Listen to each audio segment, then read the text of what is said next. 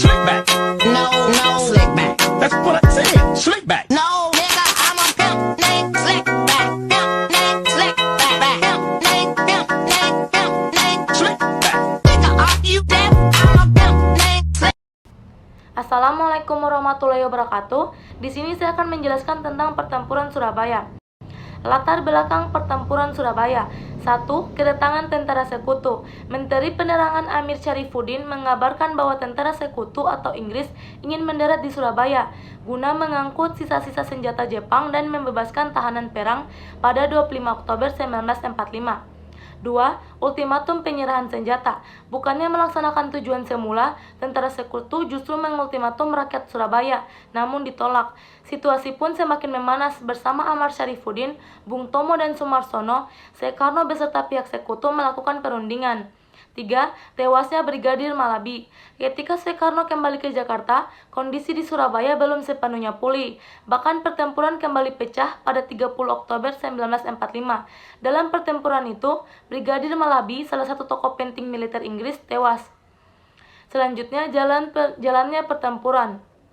Terhadap ultimatum dan persiapan rakyat Surabaya akan datangnya badai. Untuk menghadapi segala kemungkinan yang akan terjadi, para pimpinan Surabaya segera mengadakan hubungan dengan pemerintah pusat. Maksudnya untuk melaporkan kepada presiden dan meminta presiden untuk meminta kepada sekutu Inggris supaya mencabut ultimatumnya.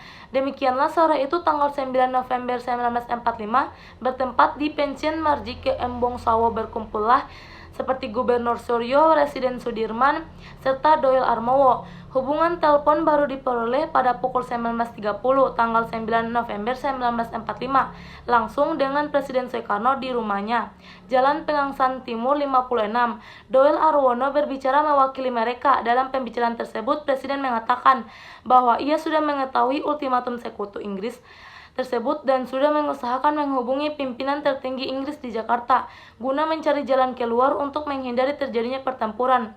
Barulah sekitar pukul 22.00 tanggal 9 November, Doyle Arnowo berhasil mengadakan kontak lagi dengan Jakarta. Hubungan telepon dilakukan langsung dengan Menteri Luar Negeri Ahmad Subarjo. Menurut keterangan Menteri Luar Negeri, ia telah bertemu dengan Christison tetapi tidak berhasil mendesak sekutu atau Inggris agar mencabut ultimatumnya. Pihak Inggris tetap berpegang pada pendiriannya serta akan melangsungkan serangan. Upaya pemerintah dalam pertempuran Surabaya yaitu memihak dan mendukung perlawanan yang dilakukan oleh tokoh kemerdekaan di Surabaya. Dampak pertempuran Surabaya dapat dilihat dari beberapa aspek, yaitu 1. Aspek politik. Pertempuran Surabaya menunjukkan kepada dunia bahwa rakyat Indonesia bersatu dan berani untuk mempertahankan kemerdekaannya. Pertempuran ini juga memengaruhi sikap negara-negara lain terhadap Indonesia seperti India, Mesir, Australia, dan Amerika Serikat yang mulai mendukung kemerdekaan Indonesia. Pertempuran ini juga memperkuat posisi Presiden Soekarno dan Wakil Presiden Muhammad Hatta sebagai pemimpin nasional Indonesia. Aspek militer. Pertempuran Surabaya menjadi salah satu pertempuran terbesar dan terberat dalam sejarah revolusi nasional Indonesia. Pertempuran ini juga menjadi pembelajaran bagi pasukan Indonesia untuk meningkatkan kemampuan dan kedisiplinan mereka. Pertempuran ini juga menjadi inspirasi bagi daerah-daerah lain di Indonesia untuk melakukan perlawanan terhadap sekutu dan Belanda. Aspek sosial. Pertempuran Surabaya menimbulkan banyak korban jiwa dan kerusakan di kedua belah pihak. Menurut perkiraan, sekitar 16.000 pejuang Indonesia dan 6.000 tentara sekutu tewas dalam pertempuran ini. Selain itu, sekitar 200.000 penduduk sipil Surabaya juga tewas atau luka-luka akibat serangan udara dan laut.